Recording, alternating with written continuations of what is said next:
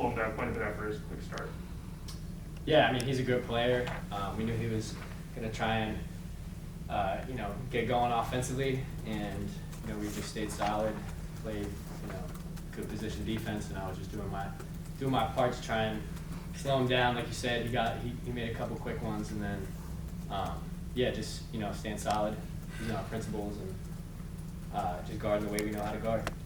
Cormac, when the threes aren't falling there in the first half, what can you guys do offensively to get in maybe a better rhythm than what you were?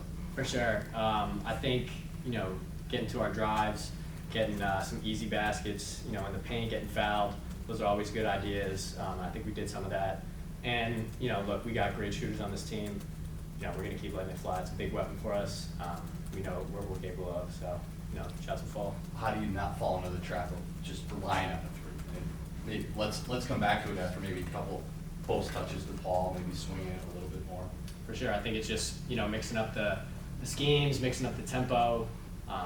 Coach did a good job, kind of getting us into some sets that got Paul or Nate a touch in the post, something like that, to kind of just, calm us down and maybe get an easy one, like I said. Paul, when threes aren't going from the perimeter, how much did you kind of put it on yourself in that early second half to kind of take it upon yourself and kind of demand the ball and kind of be active on both ends? I take it pretty personally. Just, my teammates trusted me a lot when I catch the ball down in the post, and, a lot of shots weren't falling for us in the first half. And, I took it on my shoulders just to try to attack the rim, get a good shot at the rim, and if not, kick it out and eventually you guys start making shots.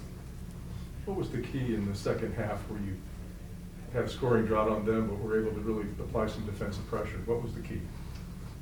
Honestly, just being hungry. I think we came out with a good fire. We put a couple really tough defensive possessions together. We had 5 guys connected, and we came up with the first miss, getting rebounds, and kind of, defense fuels offense. So definitely slowed them down, and that gave us a little bit of fire, and it helped us build that lead, which we were able to kind of keep it for the rest of the game. Cormac, that wasn't always the case last year in terms of you guys feeding off your defense when your offense wasn't rolling. How different is it this year, especially I think coming out of the half? Maybe you held them to like 6 of 23 from the floor for like the first 14 minutes of the second half. Oh man, it's totally different. We've put a lot of focus on defending. This year we knew that was an area of growth for us last year, and I think that's going to be not only just an area of growth, but a strength for us. I think we're actually going to be a team that can sit down and really bother people. We've got versatile guys. We've got a lot of guys who can really move their feet, and we know what we can do. So that's going to be a weapon for us, and it also will.